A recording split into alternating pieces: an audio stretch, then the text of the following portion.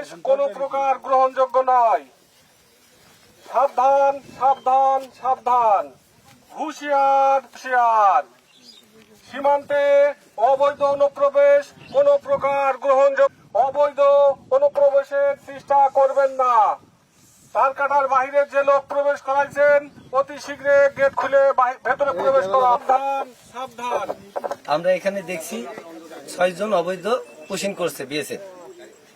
আমরা এখানে বিজিবি আমাদের তাদেরকে আটক করছে, স্থানীয় লোকজন আসছে আরো অনেক। এখন আমরা তাদেরকে অবৈধ পুশিং আমরা বাংলাদেশে কোনোভাবেই গ্রহণযোগ্য করব না, তাদেরকে বাংলাদেশে ঢুকতে দেওয়া হবে না। অবৈধ রাতে 5টার দিকে ওরা ফেলাই গেছে, তারপরে মাঠে এসে দেখতে জনগণ 6 জন মানুষ এই ধরে আছে, আর বিজিবি এসে দেখে বাংলাদেশে ঢুকতে দেওয়া হবে না। বিজেপিতে তো দেখছি যে সব সময় তো হলে ওরা দড়ি আমাদেরও ডাকছে, বলছে যে ওদিক থেকে পুশিন হবে, আপনারা আমাদের একটু সাহায্য সহযোগিতা করেন।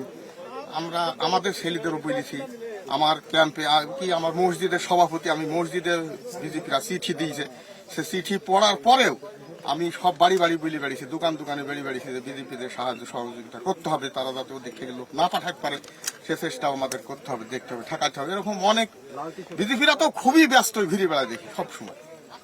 এখন ওনারা নাকি তো এভাবে লোক পাঠিয়ে যাচ্ছে, তখন এনারা কি করতে পারবে না পারবে সেটা বলতে পারবো না। দেখেন এখন কি হয় না হয়। আজকে 5-7 দিন পর্যন্ত ভারতের বিএসএফ বিভিন্ন সীমান্ত দিয়ে অবৈধ পুশিংয়ের চেষ্টা অব্যাহত রেখেছে।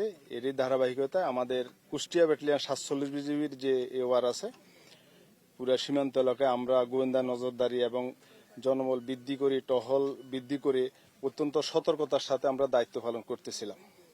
এরই মধ্যে আজকে ফজরের সময় আমি এখানে যে আপনারা দাঁড়িয়ে আছেন, এটা হচ্ছে 140-এর 4S মানে সাবফিলার, এখান দিয়ে একটা গেট আছে, এই গেট দিয়া তারা এই 6 জন নারী, শিশু, বৃদ্ধ সহ 6 জন লোককে আজকে ভোরবেলা অর্থাৎ ফজরের সময় গেট খুলে আমাদের দিকে দিচ্ছিল। আমাদের টহল ফাঁটি এখানেই ছিল, তো এই টহল ফাঁটি তাদেরকে ওই দিক থেকে আসতে দেখে ওখানে হোল্ড করা এবং কি এইদিকে না আসার জন্য মাইকে অ্যানাউন্স করলে তারা ওই দেখতে পাচ্ছেন আপনারা প্রায় 50 গজ ভারতের অভ্যন্তরে ওখানে তারা এখন অবস্থান করছে। আমরা কোম্পানি কমান্ডার লেভেলে প্লাগ মিটিং এর জন্য চিঠি প্রেরণ করা হয়েছে।